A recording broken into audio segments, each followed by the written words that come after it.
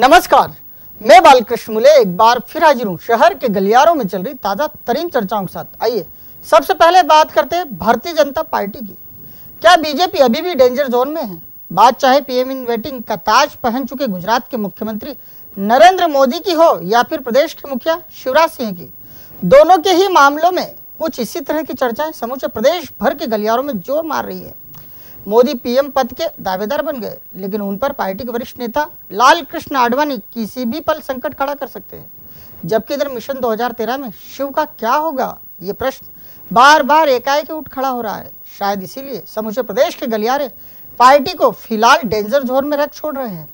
Bharatiya Janata party का भीतरी संकट दिनों दिन गहराता ही जा रहा है।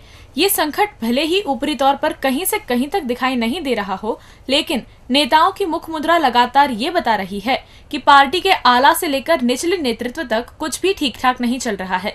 पीएम इन वेटिंग का ताज पहन अपने गृह क्षेत्र लौटे गुजरात के मुख्यमंत्री नरेंद्र मोदी पर एक्स पीएम इन वेटिंग अर्थात लाल कृष्ण आडवाणी कब बमबारी कर जाए भरोसा नहीं। इधर मध्य प्रदेश के मुखिया शिवराज का भी यही हाल हो चला है। कभी लाल कृष्ण आडवाणी के अनुयायी बतौर पहचान स्थापित कर चुके शिवराज फिलहाल संकट काल से गुजर रहे हैं। शिव के सामने संकट है तीसरी बार सरकार बनाने को लेकर। पार्टी प्रदेश में 10 साल राज कर चुकी है और पार्टी के भीतर ही इतने क्षेत्र पैदा हो गए हैं कि किसी एक को इग्नोर किया नहीं कि वो बागी होने में समय नहीं लगाएगा।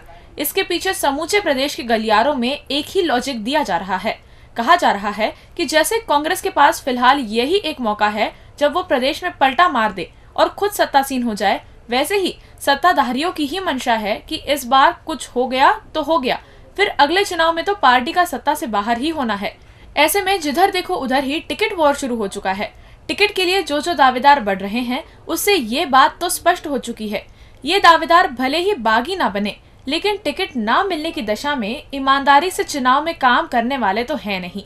बस यही कारण है कि उधर PM in waiting Narendra Modi और इधर शिवराज को संकट काल में बताया जा रहा है। कुछ लोग तो ये तक कह रहे हैं कि फिलहाल पूरी पार्टी ही डेंजर जोन में है और इस जोन से बाहर पार्टी को केवल आडवाणी नाम की संजीवनी ही निकाल सकती है, वरना कब कहां क्या हो जाए उसका कोई भरोसा नहीं। प्रदेश के उद्योग मंत्री कैलाश विजयवर्गीय की सोशल साइट्स पर लिखी पोस्ट ने पार्टी के भीतर का माहौल पूरी तरह से बदल कर रख दिया है।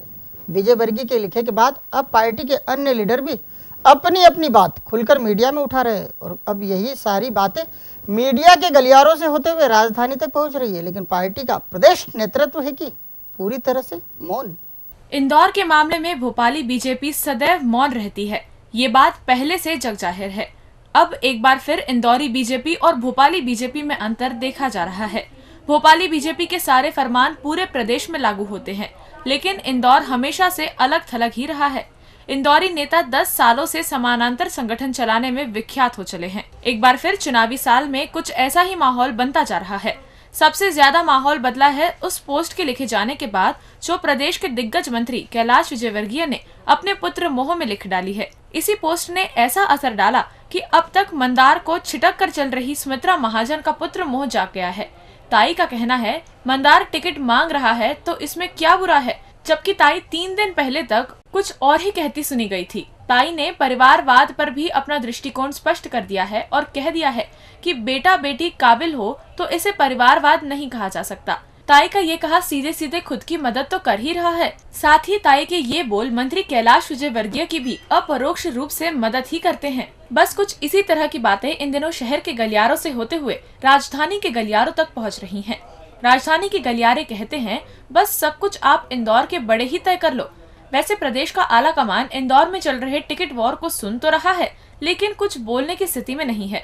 वो शायद ये बात अच्छे से जान और समझ चुका है कि ताई बोले या भाई लिखे, दोनों को साथ कर चलने का नाम ही बीजेपी है, वरना ज्यादा ग्वालियरी दिखाई तो मालवा हाथ से जाने में समय नहीं लगेगा। देर सवेर ही सही, लेकिन सावन के बाद अब गोलू शुक्ला को भी विधायकी के सपनों ने सताना शुरू कर दिया है। गोलू भी टिकट हासिल करने के लिए एडी चोटी का जोर लगाने निकल पड़े हैं। हालांकि वो अभी भी मरीमाता चौराहे तक ही सिमटे हुए, लेकिन उन्होंने गणेश उत्सव के माध्यम से अपना जोर दिखाना शुरू कर दिया है। सत्ताधारी पार्टी यानी बीजेपी इन दिनों अंदरूनी स्तर पर टिकट वॉर से जूझ रही है।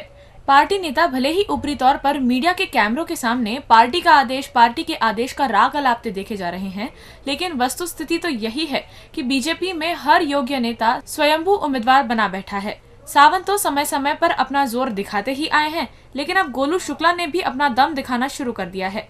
वैसे गोलू से जुड़े लोग ही कहते सुने जाते हैं कि भैया की टिकट गाड़ी लेट है और वो जिस घरेलू विधानसभा से टिकट चाहते हैं वो भी बेहद मुश्किल है। फिर भी भैया का आदेश है, ऐसे में तैयारी तो शुरू कर दी गई है। वैसे ये बात भले ही किसी को हजम ना हो, लेकिन कुछ रणनीतिकारों का ये भी मानना है कि गोलू 1 की बजाय कभी 3 में समय रहते सक्रिय होते तो उनका नाम पैनल में तो राजेंद्र शुक्ला के आधार पर जुड़ सकता था, लेकिन वहां भैया ने कोई ध्यान नहीं दिया। अब गोलू भैया सुदर्शन एक्सप्रेस के सामने डिस्को करने की कोशिश में है, वो भी उस वक्त जब सुदर्शनी एक्सप्रेस में सीधे राजनाथ, अनंत कुमार जैसे दिग्गज सवार हो चुके हैं। अब आप ही बताइए, क्या गोलू भैया इन सभी समीकरणों के बीच यहाँ यानी 1 नंबरी गलियारों के गंभीर दावेदार भी बन पाएंगे? राजनीति है तो बुरी बला, ये बात नेतागिरी करने वाले, देखने वाले और समझने वाले बखूबी जानते हैं। 3 दिन पहले तक प्रधानमंत्री पद के दावेदार बने नरेंद्र मोदी का नाम गिने चुने खद्दरों के मुंह से ही निकलता था, लेकिन अब जिसे देखो वही शिव का गुणगान छोड़ मोदी राग अलाप रहा है। इसमें बड़े तो है ही, सबसे ज्यादा सक्रिय छुट भैया देखे जा रहे हैं। शायद उन्हें पता है चमकना है तो मोदी के बहाने चमको। राजनीति में उत्साही लालों की कोई कमी नहीं है, और अगर सत्ताधारी पार्टी यानी बीजेपी की बात हो तो फिर क्या कहने। यहाँ तो हर नया नवेला युवा इतना उत्साह में रहता है कि उसके कहने ही क्या। इन पर तो हमेशा वो कहावत खूब बैठती है जिसमें ये कहा जाता है कि चाय से गरम केटली। मोदी शुक्रवार को बीजेपी के भावी प्रधानमंत्री बन बैठे। मोदी के नाम की घोषणा देर शाम हुई, लेकिन पार्टी के उत्साही लालों ने आला कमान की मोदी के नाम से हुई घोषणा के पहले ही स्थानीय इकाइयों ने खुद की राजनीति चमकाने के लिए SMS कर जश्न के मैसेज मीडिया के गलियारों तक पहुंचा दिए। जिस भी मीडिया कर्मी के पास उत्साही लालों के ये संदेश पहुंचे, वो ये कहने से नहीं चूके, ये क्या, अभी तो संसदीय दल की बैठक भी शुरू नहीं हुई और पार्टी के उत्साही लाल बगैर घोषणा के ही जश्न के SMS चला बैठे। कोई आतिशबाजी कर चैनल्स पर छाना चाह रहा था तो कोई एक लड़ जलाकर फोटो में आने की जुगाड़ भिड़ा रहा था। अब मोदी को भाजपा का प्रधानमंत्री बने 3 दिन गुजर गए हैं, लेकिन छुट भइयों को लोकल मीडिया में छाने और चमकाने का इससे अच्छा अवसर कोई दिखाई नहीं दे रहा है। बंगाली चौराहे से निकली बाइक रैली कुछ छोटे झंडों के साथ ऐसी ही निकली। इस रैली को झंडी दिखाने वाले शिव समर्थक विधायक महेंद्र हार्डिया भी मीडिया से कैमरों पर मोदी गान गाते रहे और कुछ अनमने मन से रवाना हो गए। केवल मीडिया के कैमरों के क्लिक के साथ छुटभैया नेता नारा लगाते और चुप हो जाते। सब कुछ मैनेज। ये खुद को चमकाने की जुगत पूरे पलासिया तक चलती रही और फिर खत्म हो गई। इस जुगत को जिसने भी देखा पहली नजर में समझ गया कि मोदी की आड़ में ये कोशिश खुद को चमकाने की है और कुछ नहीं। और अंत में बात करते शहर में फैली अफवाहों की। शहर की खाकी इन दिनों सुबह शाम चलने वाली अफवाहों से हैरान परेशान है। खुराफाती तत्व लगातार कुछ ऐसा कर गुजर रहे हैं जिसे सुन एका है कि शहर का माहौल ही बदल जाता है, लेकिन जैसे ही वस्तुस्थिति पता चलती है खाकी के लिए सिर पीटने के अलावा कुछ नहीं बचता। अब खाकी ऐसे खुराफातियों को सबक सिखाने का मूड बना बैठी है। खाकी कह रही है बस फर्जी फोन कॉल्स कर परेशान करने वालों का सुराग भर लग जाए, फिर उसे तो सबक सिखा कर ही दम लेंगे। शनिवार का दिन शहर के लिए अफवाहों भरा रहा।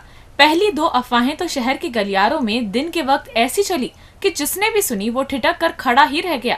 जब लोगों को सच्चाई का पता लगा तो लोग अफवाहों को फैलाने वालों को केवल कोसते दिखाई दिए। ये ऐसी अफवाहें थी जिसे कोई भी समझदार अपनी जुबान पर भी नहीं लेगा। इसीलिए हम इंदौरी गलियारों की चर्चा को अपने इस कार्यक्रम में भी स्थान नहीं दे रहे हैं। बद दिमाग खुराफाती यही नहीं रुके। उन्होंने गणेश उत्सव का माहौल जब चरम पर था तो रात 8:45 बजे फिर एक फर्जी फोन कॉल परदेशीपुरा थाने पर खड़का दिया। फोन करने वाले खुराफाती ने फिर पैनिक क्रिएट करते हुए उस बहुचर्चित अखाड़े पर गोली चलने का पॉइंट खाकी को दर्ज करवा दिया, जिसके उस्ताद युवराज हैं। युवराज तो अपने घर थे नहीं, लेकिन खाकी ने इस पॉइंट के मिलते ही गजब की अलर्टनेस दर्ज करवाई और आधे घंटे तक फर्जी फोन करने वाले की तलाश करती रही। जैसे ही अखाड़े पर गोली चलने की अफवाह फैली, वैसे ही जिले भर में मोबाइल टू मोबाइल माहौल गर्मा गया।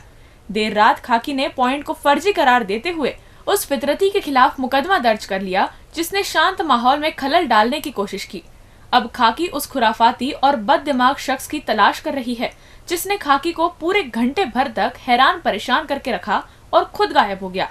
अब जैसे जैसे इन अफवाहों की चर्चाएं शहर के गलियारों में हो रही हैं, दिमागदार कहने लगे हैं, साहब अगले 2 दिन और संभल कर और चौकन्ने होकर चलने के हैं, क्योंकि अब शहर के फितरती जाग चुके हैं। डीजी न्यूज के खास कार्यक्रम गलियारों से को आप यूट्यूब पर भी देख सकते हैं। गलियारों से के आज के अंक में फिलहाल इतना ही। ताजा खबरों के लिए आप देखते रहिए डीजी न्यूज।